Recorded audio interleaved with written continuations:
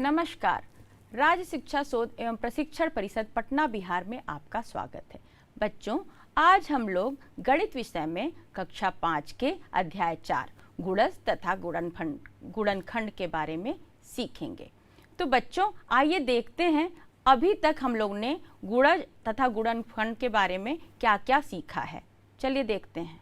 तो बच्चों, पिछली कक्षाओं में हमने देखा कि गुणज तथा गुणनखंड में भाज्य और अभाज्य संख्या क्या होती है।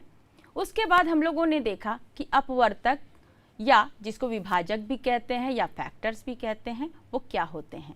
फिर हम लोगों ने देखा था कि समापवर्तक क्या होता है बच्चों। फिर हमने देखा था कि महत्तम समापवर्तक क्या होता है। अगली कक्षा में हम लोगों ने देखा था कि गुणनखंड तथा अभाज्य गुणनखंड क्या। अगली कक्षा में हमने देखा था कि गुणनखंड क्या होता है।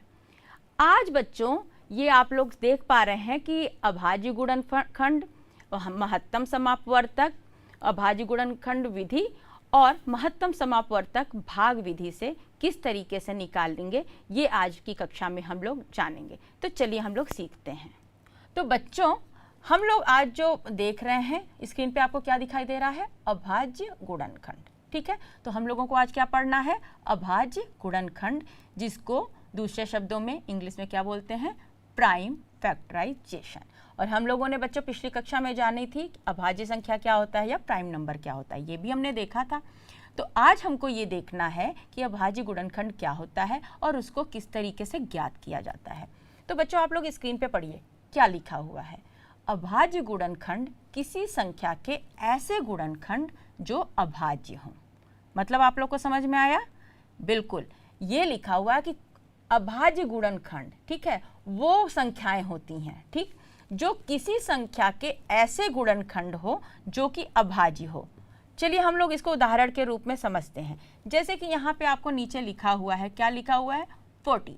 तो 40 को जब हम लोग इसके जो फैक्टर्स निकाल रहे हैं, वो इसके गुणनखंड निकाल रहे हैं, तो अब जो हम लोग नीचे लिख रहे हैं वो अब देखिएगा 2 × 2 × 2 × 5। तो पहले हम लोग इसको करके देखते हैं। 2 × 2 कितना होता है बच्चों? 4 होता है, बिल्कुल। फिर 4 × 2 कितना होता है?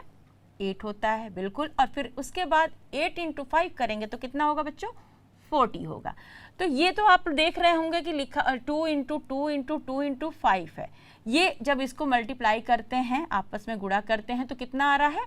40 आ रहा है। तो ये आप ध्यान दीजिए कि राइट साइड में क्या है बच्चों? ये वो संख्याएं हैं, और ये संख्याएं आप ध्यान दीजिए 2, 2, 2 और 5, ये सब क्या है? सब अभाज्य संख्या है या प्राइम नंबर है बच्चों, ठीक है। तो ये जब इनको आपस में मल्टीप्लाई किया जा रहा है तो कितना आ जा रहा है? इसके 40 आ रहा है, ठीक है। तो यही बात यहाँ पे बोली गई है बच्चों कि कोई भी ऐसी संख्या है, ठीक है, उसका अगर गुणनखंड निकालते हैं और वो गुणनखंड जो कि अभाज्य संख्याओं से बनती है, वो सारे तब उसको कहते हैं कि कोई भी संख्या का अभाज्य गुणनखंड। तो बच्चों अब हम लोग आगे देखते हैं कि इसके कौन कौन से विधि हो सकते हैं निकालने को। तो आपने देखा कि मेन आप लोगों को बताया गया कि उसके जो फैक्टर्स हैं जो कि प्राइम नंबर से उसके मल्टीप्लाई करने के बाद जो आता है वो संख्याएं जो है अभाज्य गुणनखंड उसकी कहलाएंगी। अब हम लोग आगे देखेंगे कि महत्तम समापवर्तक जो है अभाज्य गुणनखंड विधि से कैसे होता है, ठीक है। अब हम लोग वो देखेंगे जो 2 × 2 × 2 × 5 वहाँ लिखा हुआ था, वो किस तरीके से हम किस विधि से हम करके उस चीज़ को लाए थे, वही बात अब हम लोग आगे सीखेंगे, ठीक है। तो अब ये आप देख सकते हैं जैसा कि अभाज्य गुणनखंड की सहायता से भी महत्तम समापवर्तक निकाला जा सकता है, और वही हम लोग अभी सीखने जा रहे हैं, ठीक है बच्चों। इसको करने के लिए बच्चों हम लोग क्या करेंगे? एक उदाहरण लेते हैं, और उदाहरण के लिए हम 3 संख्याओं को लेते हैं। वो संख्या है 30, 36 और 54, ठीक है। अब हमको क्या निकालना है? इसका महत्तम समापवर्तक निकालना है, ठीक है। तो बच्चों हम लोगों को क्या निकालना है? इसका महत्तम समापवर्तक निकालना है। क्या निकालना है? लिख देते हैं, महत्तम समापवर्तक। यानी कि बच्चों इसको क्या कहते हैं? बताइए। HCF भी कहते हैं, ठीक है, हाईएस्ट कॉमन फैक्टर भी कहते हैं, ठीक है बच्चों। तो हम लोग को ये निकालने के लिए अगर अभाज्य गुणनखंड विधि से निकालना है बच्चों, तो हम लोग क्या करेंगे, सबसे पहले ये संख्या लेंगे, क्या लेंगे, 30, ठीक है। यहाँ पे सबसे पहले हम लोग ले लेंगे 30 संख्या, ठीक है। और 30 के लिए फिर क्या करेंगे, हम लोग इस तरीके से एक लाइन खींचेंगे। सबसे पहला क्या काम करेंगे, एक लाइन खींचेंगे, उसके बाद एक लाइन इस 30 के नीचे ऐसे खींच देंगे बच्चों, ठीक है, ऐसे करेंगे। अब आगे हम लोगों को क्या करना है बच्चों, देखिए अब हम लोग को 30 की वो सबसे छोटी संख्या को ज्ञात करना है जिससे ये पूर्ण रूप से विभाजित हो सकता है। तो 1 के बाद बच्चों कौन सी वो सबसे छोटी संख्या है जिससे 30 जो है पूरी तरीके से विभाजित हो सकता है बच्चों, ये बताइए।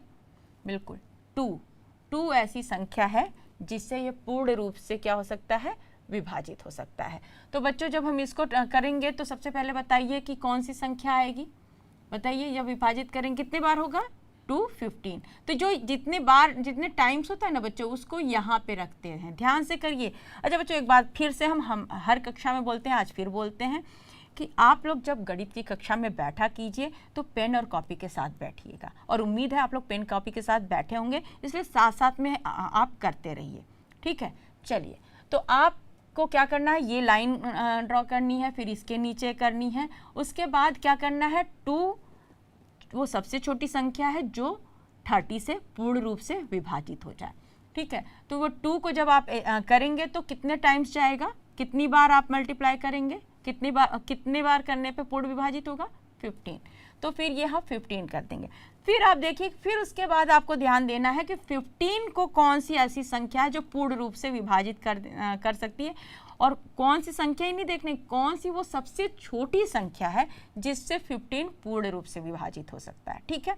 तो क्या 2 से विभाजित हो पाएगा, नहीं। तो फिर उसके बाद 2 के बाद कौन सी ऐसी संख्या है जिससे 15 पूरी तरीके से विभाजित हो सकता है, 3, बिल्कुल सही, 3 पूरी तरीके से विभाजित हो सकता है। तो बच्चों फिर से जैसे यहाँ पे किए थे 2 को 30 से, तो कितने टाइम्स हम में ये पूर्ण रूप से विभाजित हुआ था, 15 टाइम्स। उसी तरीके से ये भी देखेंगे 3 को कितने टाइम्स हम करेंगे कि ये 15 पूर्ण रूप से विभाजित हो जाए, तो कितने टाइम्स रहता है, 5। 3 × 5 = 15। तो यहाँ पे ये क्या करेंगे, 5 उसी तरीके से जितने टाइम्स मल्टीप्लाई करने पे होता है ये, वो यहाँ पे लिख देते हैं बच्चों, ठीक है। कहाँ लिख देते हैं, यहाँ पे। अब वापस फिर हम इसको सोचते हैं, इसके बारे में सोचेंगे। अब बताइए कि 5 से कौन सी ऐसी संख्या है जो पूर्ण रूप से विभाजित हो सकती है। तो सबसे छोटी संख्या की बात करेंगे, तो सबसे छोटी संख्या कौन सी है, 2 है क्या, नहीं, क्योंकि 2 से नहीं पूरी तरीके से विभाजित होता है। फिर 3 नहीं, फिर 4 से भी नहीं। फिर कौन सी संख्या आती है बच्चों, 5, बिल्कुल सही आप लोग कह रहे हैं। 5 ऐसी संख्या है जिससे ये 5 पूर्ण रूप से विभाजित हो सकता है, यानी 5 से विभाजित, पूर्ण रूप से विभाजित होने के लिए 1 के बाद कोई ऐसी संख्या नहीं है जो जिससे, और 5 से पहले वो कोई छोटी संख्या नहीं। और यहाँ पे हम लोग को क्या लिखना है बच्चों, जो सबसे छोटी संख्या, ये जो इधर जो संख्या लिखी है उसकी जो सबसे छोटी संख्या जिससे ये पूर्ण रूप से विभाजित हो सकता है, ठीक है बच्चों। तो अब आप बताओ कि जब 5 से रहता है तो 5 को 5 से कितने टाइम्स करेंगे कि 5 आएगा, बिल्कुल 1, बिल्कुल क्या आएगा, 1 आएगा बच्चों। तो फिर बच्चों यहाँ जब 1 आ जाता है तो फिर 1 के बाद तो फिर आप जान रहे हैं 1 का क्या मल्टीपल हो सकता है, क्या फैक्टर हो सकता है सिवाय 1 के। तो इसको यहाँ पे ऐसे एज इट इज छोड़ देते हैं। तो बच्चों पहले हम लोग इतनी बातें कर लेते हैं, ये पहले हम लोग 30 को इस तरीके से लिख लेते हैं। तो हम लोग 30 को इस तरीके से लिखते हैं बच्चों, तो अब हमको इस तरीके से जब जानना होता है कि कौन कौन से वो फैक्टर्स हैं जो अभाज्य हैं और जो इसके गुणनखंड हैं, ठीक है। अब यही चीज़ हम लोग पिछले अभी उदाहरण में देखे थे। तो यानी कि 30 के वो गुणनखंड जो कि अभाज्य हैं वो हम लोग को यहाँ पे लिख देना है, ठीक है बच्चों। तो अब हम लोग को पता ही ये 2 है, 3 है और 5 है, ये इसके गुणनखंड हैं जिससे ये पूर्ण रूप से, जिसको आपस में मल्टीप्लाई करने के बाद ये आता है, और ये कहलाता है अभाज्य गुणनखंड इस किसका, 30 का। तो यहाँ पे हम लोग लिख देंगे बच्चों जैसे पीछे लिखे थे 2 × 3 × 5, ठीक है बच्चों। तो ये क्या हुआ बच्चों, ये संख्या जो है क्या हुई, 30 के अभाज्य गुणनखंड हुए। ठीक है बच्चों, लेकिन अब हम लोग को अभाज्य गुणनखंड विधि से क्या जानना है बच्चों, महत्तम समापवर्तक। किसका, इन तीनों संख्याओं का जो महत्तम समापवर्तक होता है वो हमें ज्ञात करना है। और हम लोग महत्तम समापवर्तक क्या होता है पिछली कक्षा में जाना था। ठीक है, लेकिन हम लोग अब इसको इस विधि से करके देखते हैं और फिर से उसको समझते हैं। ठीक है, फिर अब उसके बाद इसका तो हमें निकल गया अभाज्य गुणनखंड। अब हम आएंगे 36 के अभाज्य गुणनखंड के बारे में बच्चों। तो अब हम लोग यहाँ पे उसी तरीके से इन द सेम वे हम लोग यहाँ पे लिखेंगे बच्चों, ऐसे ही यहाँ पे ऐसे खींचेंगे और यहाँ पे करेंगे कितना, 36। ठीक है बच्चों, अब जब 36 लिख लेंगे, सबसे पहले पता है ना, ये जिसके बारे में जानना होता है वो हम लोग सबसे पहले यहाँ पे लिख देते हैं। ठीक है बच्चों, फिर यहाँ पे कितने से फिर क्या करेंगे, जैसे अभी हम लोग सीखे थे, अभी क्या कर रहे थे, वो सबसे छोटी संख्या जिससे 36 पूरी तरीके से विभाजित होता है। तो वो सबसे छोटी संख्या 1 के बाद बच्चों क्या कौन सा है, बिल्कुल 2 है। 2 यहाँ पे हम लोग इसको लिख देंगे। ठीक है, अब हम जब यहाँ 2 लिखेंगे तो फिर हमने क्या किया है यहाँ पे, तो वो कितने बार मल्टीप्लाई होता है यहाँ पे, कितना, 18, बिल्कुल। तो वो हमें यहाँ पे लिख देंगे 18। ओके, उसके बाद में जब हम यहाँ लिख देते हैं बच्चों, फिर हमें क्या करना है, जो संख्या यहाँ आई है उसका जो सबसे छोटी संख्या है जो इससे पूर्ण रूप से विभाजित होता है, तो 2 से होता है क्या, बिल्कुल होता है। तो हम लोग यहाँ पे 2 लिख देंगे। ठीक है, फिर क्या होगा, अगला स्टेप बताइए। अब तो अब इतना करने के बाद आप लोग को आ ही गया होगा और नोट डाउन भी करिए। ठीक है, तो क्या होगा, 18 को फिर किसे, इससे डिवाइड करेंगे, कितना आएगा बच्चों, 18 को 2 से करेंगे, बिल्कुल 9, यानी कि आप 9 बार इसके साथ मल्टीप्लाई करेंगे तो फिर ये आएगा कितना, 18 आएगा। तो अब उसके बाद बच्चों अब क्या करना है फिर बताइए, हाँ बिल्कुल, अब इस संख्या का सबसे छोटी अभाज्य संख्या को बताना है जो कि इससे पूर्ण रूप से विभाजित हो सके। तो कौन सी संख्या है बच्चों, 2 है, नहीं, कौन सी है, 3 है, बिल्कुल 3 है। तो फिर 3 को कितने टाइम्स से आएगा बच्चों, या 9 से डिवाइड करेंगे तो कितने टाइम्स आएगा, कितनी बार आएगा बाबू बच्चों, 3, बिल्कुल 3 आएगा, एकदम सही। फिर आप बताइए फिर क्या अगला स्टेप करेंगे, वही एकदम बिल्कुल।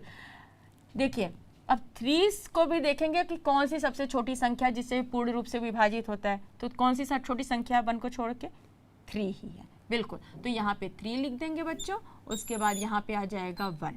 ठीक, तो यहाँ भी 1 आ गया और यहाँ भी 1 आ गया। अब हम देखते हैं कि ये इसके अभाज्य यानी कि 36 का बच्चों, 36 का अभाज्य गुणनखंड क्या हुआ बच्चों। तो आप वैसे लिख देंगे बच्चों, यहाँ हम लोग जैसे यहाँ पे किए हैं 2, बिल्कुल, उसके बाद इनटू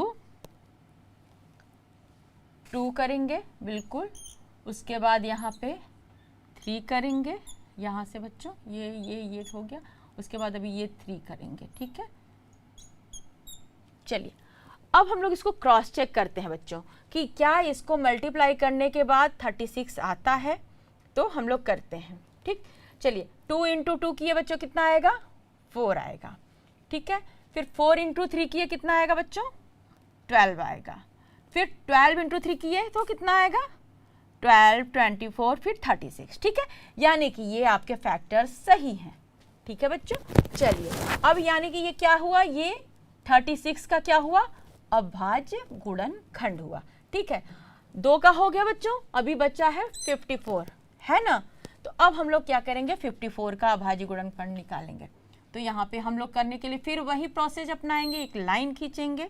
ठीक, फिर यहाँ पे ऐसे लाइन खींचेंगे और फिर यहाँ पे हम लोग क्या करेंगे, 54 लिखेंगे, क्योंकि जिसका हमें निकालना होता है वो सबसे पहले यहाँ लिख देते हैं। फिर क्या करना है बच्चों, हाँ बिल्कुल, सबसे छोटी संख्या जो इससे पूर्ण रूप से विभाजित हो सकती है वो कौन सी है, 2 है, बिल्कुल। जब हम 2 से इसको 54 से 2 को डिवाइड करेंगे या 2 को कितने बार मल्टीप्लाई करेंगे कि 54 आ जाए, दोनों बात एक ही है। कितना होगा बच्चों, 27। ठीक है, अब हम लोग क्या करेंगे, फिर से वही बात, अब इससे कौन सी सबसे छोटी संख्या जो पूर्ण रूप से विभाजित हो सकता है, 2 से होगा, नहीं होगा, बिल्कुल नहीं होगा। क्यों? क्योंकि इसके लास्ट में जो है 2 का मल्टीपल नहीं है। ठीक है, 2, 4, 6, 8 रहता है या 0, तभी वो 2 से मल्टीप्लाई होता है। तो फिर यार 3 से करेंगे, 3 के टेबल में बिल्कुल आएगा ये, तो ये 3 कर देंगे बिल्कुल। उसके बाद ये बताइए 27 हो के बाद ये कितने से डिवाइड करेंगे 3 से, तो कितने टाइम्स आएगा 27 को 3 से? बिल्कुल 9 आएगा। ठीक है, यहाँ पे 9 कर देंगे। फिर हमें क्या करना है? बिल्कुल वही करना है। इसकी कौन सी सबसे छोटी संख्या है जो जिससे 9 डिवाइड हो जाता है पूरी तरीके से? 3 है। यहाँ पे हम लोग 3 लिख लेंगे। उसके बाद इसको करेंगे, तो बताइए इसको डिवाइड करने के बाद कितना आएगा? 3 आएगा बिल्कुल। तो यहाँ पे हम लोग 3 लिख देंगे। ठीक है, और फिर अब हम देखेंगे कि कौन सी छोटी संख्या है जिससे 3 पूर्ण रूप से विभाजित हो सकता है। बिल्कुल 1 के बाद वो 3 ही संख्या है बच्चों। अब तो आप लोग करते करते सब सीख ही लिए हो। तो 3, फिर अभी यहाँ पे हम लोग को क्या लिखना होगा? 1। तो बच्चों अब ये 1 आ गया। ठीक है, अब हम लोग फिर यहाँ लिख लेते हैं 54, यहाँ लिख लेंगे। और अब यहाँ पे करेंगे बच्चों, क्या करना है बच्चों? जैसे ये हम लोग देख लेते हैं उसी तरीके से यहाँ पे लिखेंगे। ये सब क्या है बच्चों? 2, 3, 3 क्या है बच्चों? बिल्कुल ये 54 का क्या है? अभाज्य गुणनखंड। ठीक है, तो यहाँ पे हम लोग लिख देंगे, क्या लिखेंगे? 2। फिर कैसे लिखेंगे बच्चों? इनटू करेंगे बच्चों, ध्यान दीजिएगा। 2 हो गया, फिर 3 हो गया, यहाँ पे 3 लिखेंगे, यहाँ पे बच्चों 3 लिखेंगे। उसके बाद है यहाँ पे क्या? 3 है, तो यहाँ इनटू करेंगे। फिर क्या लिखेंगे बच्चों? 3 लिखेंगे बिल्कुल। उसके बाद ये 3 है, और यहाँ पे फिर यहाँ मल्टीप्लाई करेंगे और यहाँ 3 लिखेंगे। तो बच्चों ये बताइए ये क्या है? ये 54 का ये सब क्या हुए? अभाज्य गुणनखंड। तो अब हम लोग चेक करते हैं कि क्या सब मल्टीप्लाई करने के बाद 54 आता है। ठीक, तो हम लोग करते हैं। चलिए 2 × 3 कितना हुआ? 6 हुआ। ठीक, फिर 6 × 3 बिल्कुल 18 हुआ, और 18 × 3 कितना हुआ बच्चों? 54। यानी कि ये जो फैक्टर्स हैं वो सही हैं। ठीक है, इसको क्रॉस चेक एक बार कर लीजिएगा तो आपलोगों को कॉन्फिडेंस रहेगा कि हाँ आपने सही किया हुआ। तो अब बच्चों हम लोगों ने ये क्या किया है? ये तीनों संख्याओं के अभाज्य गुणनखंड को सबसे पहले निकाल के रख लिया है। क्यों? क्योंकि हम लोग इसी विधि से हम लोग को जानना है महत्तम समापवर्तक क्या है। और भी मेथड है, लेकिन अभी फिलहाल हम लोग बात कर रहे हैं अभाज्य गुणनखंड विधि के। इसलिए उस विधि को करने के लिए हम लोग का सबसे पहला काम क्या है कि जो जो संख्याएं दी हुई हैं उनके अभाज्य गुणनखंड को निकाल के यहाँ पे रख लेना है। अब अगला स्टेप क्या है? अब हमको देखना है कि इसका महत्तम समापवर्तक क्या है, या बच्चों हाईएस्ट कॉमन फैक्टर क्या है। तो सबसे पहले हम लोग ये देख लेंगे कि फिर वही बात हम लोग जैसे पिछली कक्षा में जाने थे, महत्तम समापवर्तक, यानी कि वो उसके लिए सबसे पहले हम लोग क्या करेंगे? समापवर्तक निकालेंगे, यानी कॉमन फैक्टर है क्या निकालेंगे। बच्चों क्या है यहाँ पे देखिए महत्तम समापवर्तक। और जैसे पिछली कक्षा में हमने देखा था कि समापवर्तक मतलब समान अपवर्तक, यानी कि कॉमन फैक्टर। और वो कॉमन फैक्टर जो कॉमन फैक्टर में जो संख्या सबसे बड़ी होती है तो उसको कहते हैं महत्तम समापवर्तक। चलिए हम लोग इसमें करके देखते हैं तो और अच्छे से हम लोग याद आ जाएगा। चलिए अब यहाँ पे ये चीज़ें आ गई हैं, अब ये संख्याएं। अब इसमें देखना है कि इन तीनों संख्याओं के जो फैक्टर्स हैं इसमें कौन कौन से फैक्टर्स या अपवर्तक हैं जो कॉमन है, यानी कि समापवर्तक हमें पहले इसके जानने हैं। ठीक है बच्चों, तो अब बताइए इसके समापवर्तक बताइए कौन कौन से कॉमन है। 2 है इसमें भी, 2 इसमें भी है, 2 इसमें भी है। तो यहाँ पे हम लोग लिख लेंगे, क्या लिखेंगे बच्चों? बच्चों यहाँ पे हम लोग सबसे पहले लिख लेंगे कि 2 कॉमन है। ठीक है, उसके बाद आप देखिए ये 3 तीनों में कॉमन है कि नहीं? बिल्कुल इसमें भी कॉमन है, इसमें भी कॉमन है, इसमें भी कॉमन है। ये ऐसे हम लोग कर लेते हैं। ठीक है बच्चों, तो यहाँ पे एक लिख देते हैं कि 3 है। ठीक है बच्चों, उसके बाद हम लोग देखते हैं 5 को। चलिए ये हो गया 5। अब 5 इसमें भी नहीं है बच्चों और 5 इसमें भी नहीं है, यानी कि अगर तीनों में अगर हम 3 संख्याओं का हमें समापवर्तक जानना है पहले, तो हम तीनों संख्याओं में देखेंगे कि तीनों में कॉमन होना चाहिए, किन्हीं 2 में से भी काम नहीं चलना है। जब तक तीनों में नहीं रहेगा तब तक हमें नहीं बोलेंगे कि ये कॉमन है।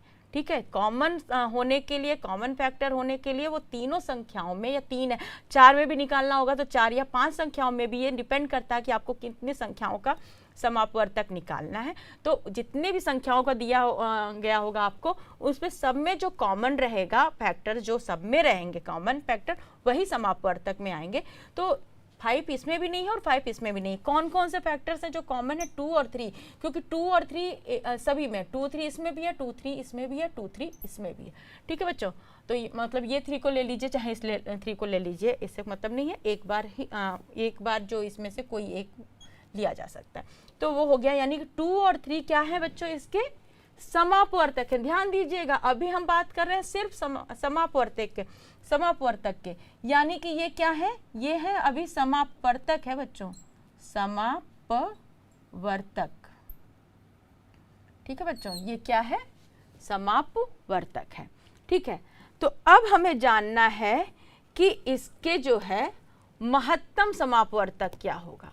तो बच्चों आप लोग जैसे कि इस पे देख पा रहे हैं, आप देखिए 30, 36 और 54 के अभाज्य गुणनफल जैसे हम लोग अभी निकाले थे बच्चों, यहाँ पे क्या किया गया है कि थोड़ा सा रीअरेंज कर दिया गया है। ठीक है, ताकि आपको ऊपर से नीचे अच्छे से दिखाई दे, क्योंकि अभी हमने जो किया था वो 3 थोड़ा सा साइड में था, तो वो सब एक ही साथ करके इन्होंने क्या किया कि तीनों में 2 है और तीनों में 3 है। ठीक है, तो ये दोनों जो फैक्टर्स हैं वो कॉमन है दोनों में, ठीक, तीनों में। ठीक है बच्चों, तो यानी कि तब हम बोलेंगे कि वो फैक्टर्स जो तीनों में कॉमन है, वो हाईएस्ट कॉमन फैक्टर, यानी कि वो सबसे बड़ी संख्या जो तीनों में कॉमन है, तो वो क्या है? सबसे बड़ी में क्या है? 2 है और 3 है। ये दोनों संख्याएं हैं जो तीनों में कॉमन है, यानी 30 और 36 और 54 का जो महत्तम समापवर्तक है उसको क्या करते हैं? मल्टीप्लाई कर देते हैं 2 × 3 और इक्वल टू 6। ठीक है, तो ये 6 जो है आपके क्या आ जाएंगे बच्चों यहाँ पे? किसके? 30, 36 और 54 के महत्तम समापवर्तक हैं। तो बच्चों उम्मीद है आप लोगों को समझ में आ गया होगा क्या कि अभाज्य गुणनखंड से किस तरीके से दी गई संख्याओं का महत्तम समापवर्तक निकाला जा सकता है। तो बच्चों अभी इसी विधि को करके हम लोग आगे एक उदाहरण आप लोग भी साथ में कीजिए और करके देखते हैं। चलिए देखते हैं। देखिए बच्चों, आपको क्या करना है? 15, 25 और 35 आपको संख्या अगर दी गई है, तो अब इसका आपको अभाज्य गुणनखंड विधि से किस तरीके से महत्तम समापवर्तक निकालते हैं उसको आपको करना है। तो उसको करने के लिए बच्चों सबसे पहले आपको क्या करना होगा बताइए? सबसे पहले हम लोग क्या किए थे? अभाज्य गुणनखंड निकाले थे, फिर उसके क्या निकाले थे? जो समान अभाज्य गुणक है उसको हम लोग किया था, फिर उसमें क्या किए थे? जो कि महत्तम समापवर्तक क्या है। तो सब हम लोग ये जो 15 है उस और 25 फिर 35, ये जो है 3 संख्या है। ठीक है, इन तीनों संख्याओं का हमको क्या निकालना है? महत्तम समापवर्तक। किस विधि से? अभाज्य गुणनखंड विधि से। तो बच्चों हम लोग एक और उदाहरण लेकर करते हैं। क्या करना है हमें? ये उदाहरण है 15, 25 और 35, 3 संख्याएं हमने ली है और इसका हमको क्या करना है? महत्तम समापवर्तक निकालना है। और किस विधि से निकालना है? अभाज्य गुणनखंड विधि से निकालना, जैसा भी हमने पिछले उदाहरण में भी देखा है। ठीक है बच्चों, तो ये हम लोग थोड़ा सा जल्दी में करेंगे। क्यों? क्योंकि अब तो हम लोग अच्छी तरीके से सीख लिए हैं, तो हम लोग इसको थोड़ा सा जल्दी जल्दी करेंगे और आप लोग भी साथ में करते रहिए। ठीक है बच्चों, तो इसको करने के लिए हम लोग को क्या करना होगा बच्चों? यहाँ पे 25 यहाँ पे लिख देंगे। क्या करेंगे? 25 लिखेंगे। ठीक है, क्योंकि जिसका निकालना होता है उसको यहाँ लिख देते हैं। फिर उसके बाद इसकी जो सबसे छोटी संख्या है जो इसे पूर्ण रूप से विभाजित हो सकती है वो है 5। कौन सा है बच्चों? 5 है। सोच के आप करिएगा, ये 5 ही है। ठीक, उसके बाद ये कितने बार इसको डिवाइड करने पे कितना आएगा बच्चों, या कितने बार मल्टीपल होगा, ये दोनों बात एक साथ आप सोच सकते हैं। यानी कि 25 को 5 से डिवाइड करेंगे तो क्या आएगा? 5 आएगा। ठीक है बच्चों, तो ये होगा 5 टाइम्स इसको मल्टीप्लाई करेंगे तो 25 आएगा। फिर कौन सा सबसे छोटी संख्या है बच्चों? 5, बिल्कुल, जो कि 5 से मल्टीप्लाई होगा। ठीक है, उसको यानी कि 5 का सबसे छोटी संख्या जो पूर्ण रूप से विभाजित हो सकता है वो है 5, और क्या आएगा यहाँ पे? 1 आएगा बच्चों। ठीक है, अब ये करने के बाद हम लोग का नेक्स्ट है, यह दूसरा संख्या आएगा, वो है 25।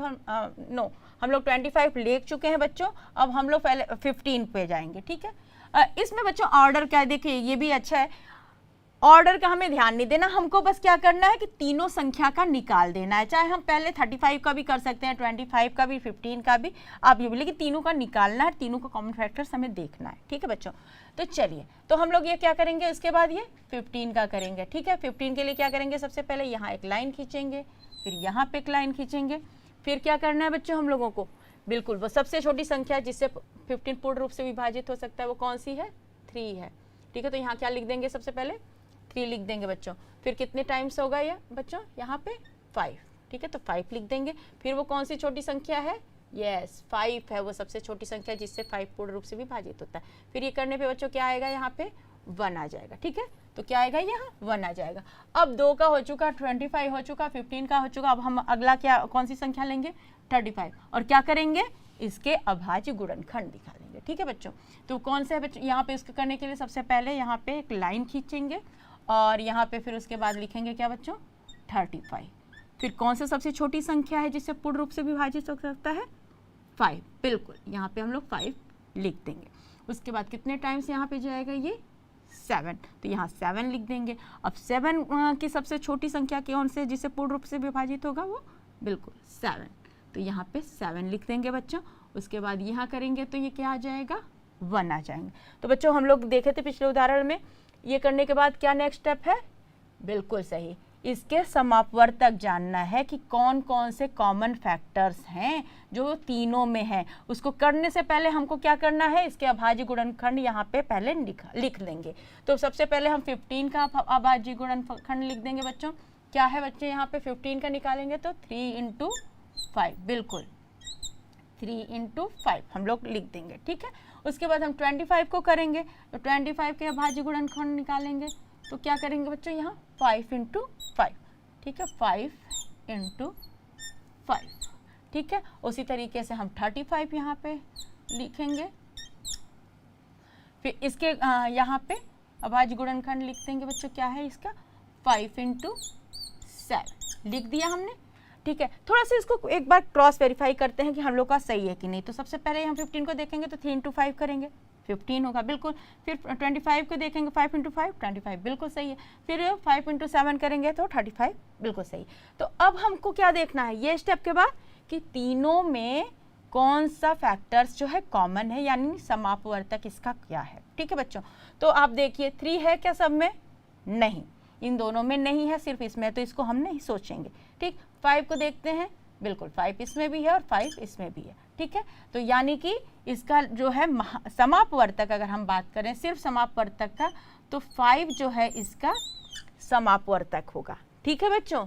और फिर उसके बाद हम यहाँ पे पहले लिख देते हैं बच्चों, एक बात आप लोग भी साथ में लिखिए ताकि आप लोग नेक्स्ट क्वेश्चन करिएगा ना तो आपको आसानी हो जाएगी। समापवर्तक क्या है बच्चों, 5। अब आप ध्यान दीजिएगा कि हमने पिछले उदाहरण में देखा था कि 2 और 3 जो है उसके क्या थे, कॉमन फैक्टर थे, ठीक है, समापवर्तक थे। तो जब महत्तम समापवर्तक हम निकाले थे तो उन दोनों को मल्टीप्लाई कर दिए थे, तो उसका हाईएस्ट कॉमन फैक्टर हो गया था, ठीक है बच्चों। तो 2 × 3 कर दिए थे तो क्या हो गया था, 6 हो गया था। लेकिन यहाँ पे आप नोटिस करोगे कि यहाँ पे तो सिर्फ एक ही ऐसा फैक्टर है जो तीनों के बीच में कॉमन है।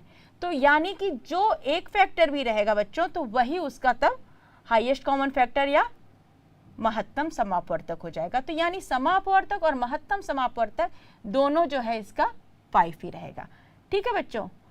तो उम्मीद है बच्चों कि आप लोगों ने इसको अच्छी तरीके से समझ लिया होगा। अब आपको एक होमवर्क देते हैं, आप उसको नोट कीजिए। तो बच्चों आप प्रश्न 2 देखिए। प्रश्न 2 में आपको 3 संख्याएं दी गई हैं। कौन कौन सी संख्या बच्चों, 8, 12 और 20, ठीक है।